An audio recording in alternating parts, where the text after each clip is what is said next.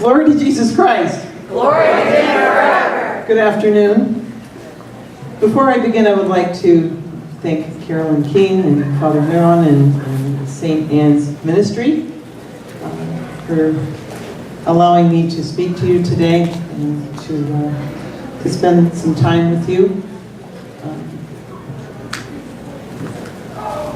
It's been a very good spirit here, and I'm hoping that this event will be a reoccurrence every year. I was asked to talk about the role of women in church, and before I do, I have a short quiz and then a short story. So here's the quiz. What's the opposite of black?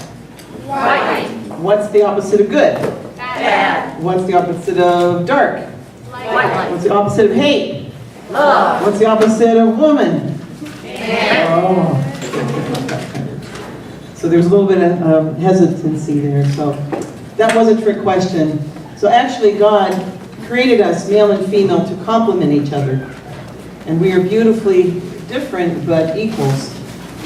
I would like to also point out that equality doesn't mean sameness, and that we do not live in isolation. We relate and interact with each other through our particular vocations and gifts. So together we witness the loving relationship of the Trinity through the giving of ourselves as gifts of men and women. When I was a little girl, my father had repeatedly taught me that men were superior to women. And at that time, being young, I believed him. And his proof was that he taught me, and probably the rest of my family, that man was the crown of God's creation. And because they were the crown of creation, that and woman was made from man, that woman was inferior to man. And his proof for me was, he would say, look at the animals, look at the birds. He said the male bird is brilliant and the female bird is dull. So for him, that was his way of proof that the male was superior because of its beauty. And as I grew up and started to reflect more, I realized that that was my father's opinion. And that the male bird was brilliant to fend off any predators, and the female cardinal was dull in order to camouflage the nest as she was hatching and raising her young and protecting her young. So they had different roles, and God created them in this particular way to live out those roles. When I was working on this talk, I prayed a lot about it and read different resources, but it ended up being pretty much two resources. One was Blessed John Paul II's apostolic letter on the dignity and vocation of women, and Every Woman's Journey by Katrina Zeno.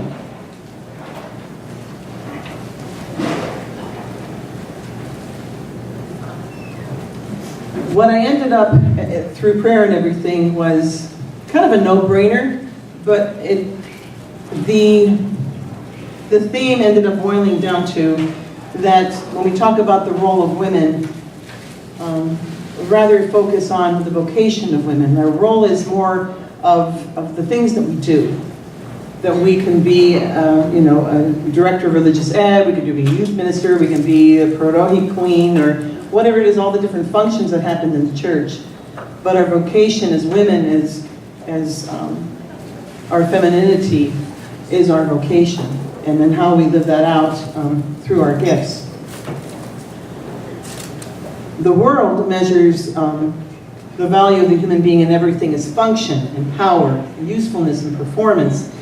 And when we see these things, we need to, and we think about it, we need to redirect our thought as the church teaches us of what the value of human being is and life itself. And the church sees it as sacrament, sign, and symbol. So what's the definition of a sacrament? Anybody remember what the definition of a sacrament is? An outward sign of inward faith. Okay, an outward sign of an inward faith. There were different ways of definitions.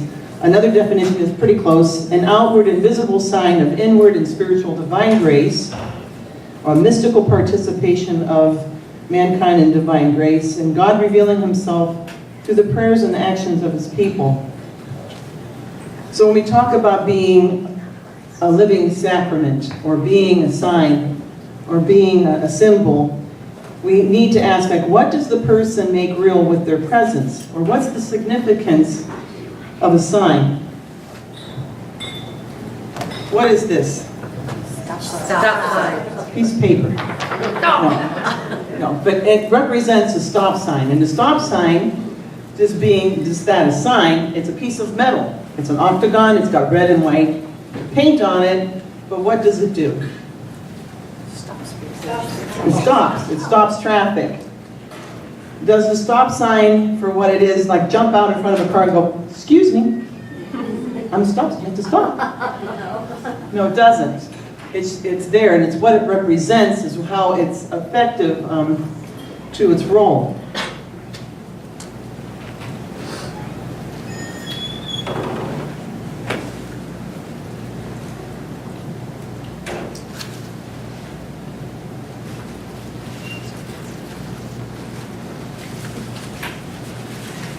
So it participates in the reality it signifies because of what it is, what it manifests. And the stop sign participates in the whole order of traffic in the sense of safety and courtesy and protocol. What about a flag? I mean, it's illegal to desecrate the flag, but why? Because of... Symbolizes. Yeah, what it symbolizes. Its power is not in the cloth itself, because people have given their lives for what it symbolizes, but the power comes from what it symbolizes and not the material. So through our witness and our signage, what, or better yet, who do we make present in the world around us? But God.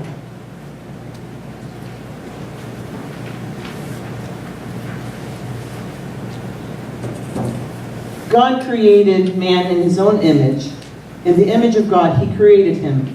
Male and female, he created them. Genesis 1:27. So in the very first chapter of the Bible, our identity is defined. In his apostolic letter, The Divinity and Vocation of Women, by Blessed John Paul II, reminds us, man is the high point of the whole order of creation in the visible world. The human race, which takes its origin from the calling into existence of man and woman, crowns the whole work of creation. Both man and woman are human beings to an equal degree. Both are created in God's image.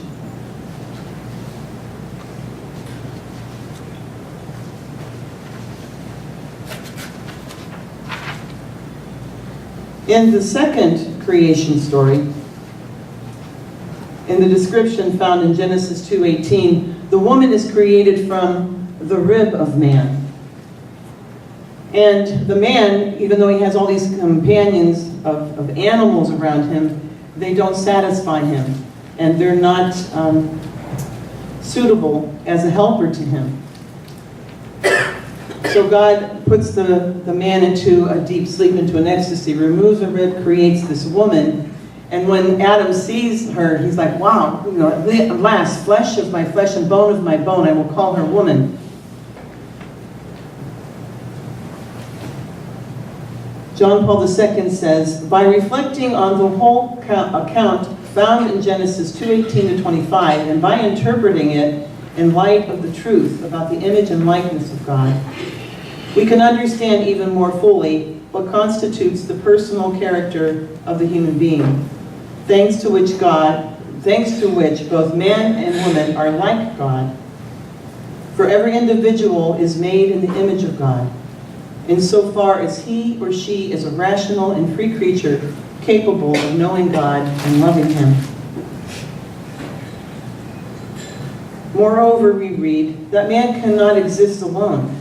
He can exist only in relationship to another human person. It is a question here of mutual relationship, man to man and woman to woman.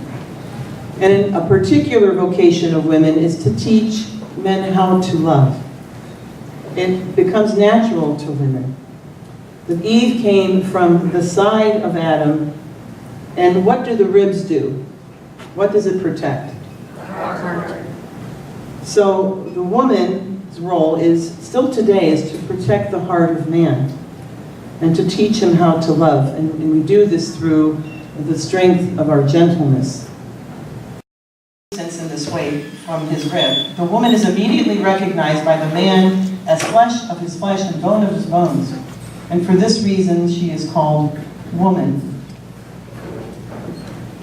Another part of John Paul II's dignity and vocation of women, he says, by reflecting on the whole account found in Genesis 2:18 to 25, and by interpreting it in light of the truth about the image and likeness of God, we can understand even more fully what constitutes the personal character of the human being, things to which both man and woman are like God.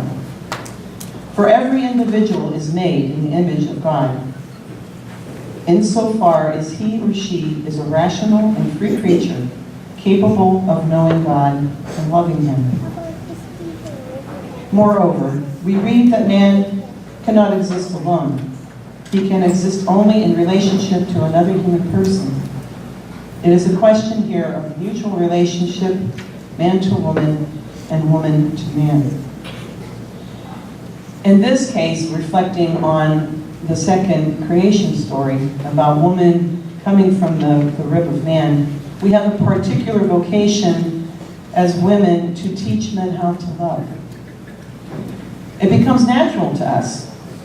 Eve came from the side of Adam, and what do the ribs do to the heart? The rib protects the heart. So women, because we came from the rib of man, one of our very important vocations is to protect the heart of men and to teach them how to love. And this vocation sometimes can be overlooked in the sense of, how do we do that? Well, we protect a man's heart, teach them how to love out of the strength of our gentleness, not so much manipulation, but just even our presence.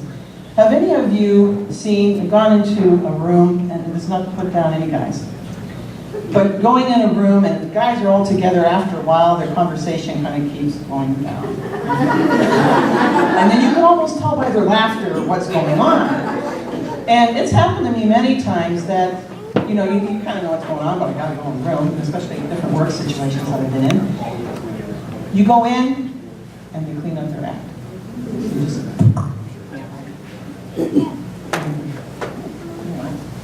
Pretty cool. I mean, you talk about power, that you can, just your presence coming into a room, that they clean up their act and they show this kind of respect. If another man came in, they'd be like, and they just would keep going. But in a sense of just our presence or our being a living sacrament to anyone, but especially to men, in the sense of really teaching them how to love and protecting them. Women can also help men turn their gaze inward. We were saying that men are outward, that they're always kind of like looking out. That they can actually, women can help men to gaze in and to be contemplative. Not that they can't ever, but that's in one sense part of women's gift. John Paul II, Blessed John Paul II, also says, the fact that man created as man and woman is the image of God means not only that each of them individually is like God as a rational and free being, it also means that man and woman in their common humanity are called to live in a communion of love. And in this way to mirror in the world the communion of love that is in God, through which the three persons love each other in the intimate mystery of the one divine life.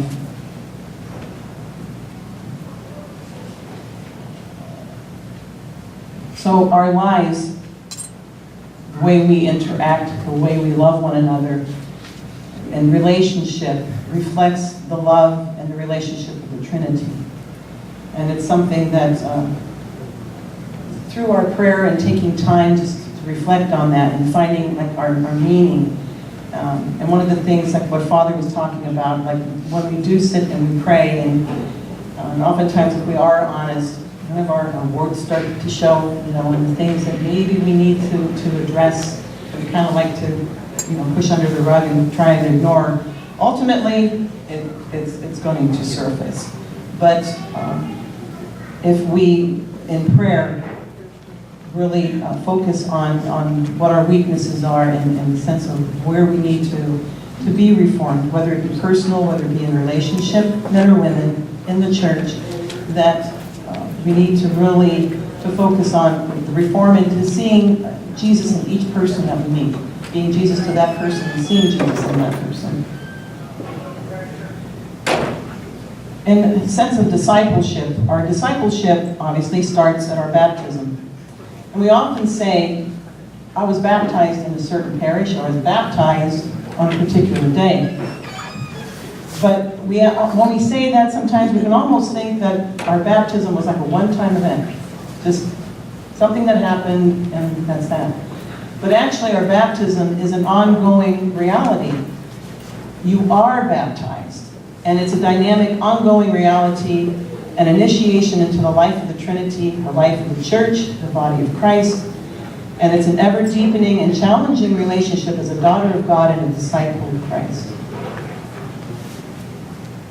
John Paul II reflects on discipleship of women, or the women who follow Jesus. This is what he says. And as I'm reading this, kind of put yourself into the women of Jesus' time. He says, indeed, the Gospels highlight the fact that women were in the forefront at the foot of the cross. At the decisive moment in Jesus of Nazareth's role and messianic mission, John was the only apostle who remained faithful. But there were many faithful women. Not only the mother of Christ and his mother's sister, Mary, the wife of Clopas, and Mary Magdalene, were present, but there were also many women there looking on from afar, who had followed Jesus from Galilee, ministering to him. As we see this, in this most arduous test of faith and fidelity, the women proved stronger than the apostles. In this moment of danger, those who loved much succeeded in overcoming fear. In the sense of the depth of our love and how to teach men, when we reflect on the courage and the love that the women showed at Jesus' crucifixion, and that overcame the fear of even going to the tomb when there was danger present. But we can overcome any of our fears through love. In fact, that's in the letter of the epistle of John. It says, perfect love casts out fear. And we can relate to that. Blessed John Paul II also says, from the beginning of Christ's mission, women showed to him and to his ministry a special sensitivity which is characteristic of their femininity. It must also be said that this is especially confirmed in the Paschal mystery, not only at the cross, but also at the dawn of the resurrection. The women are the first at the tomb.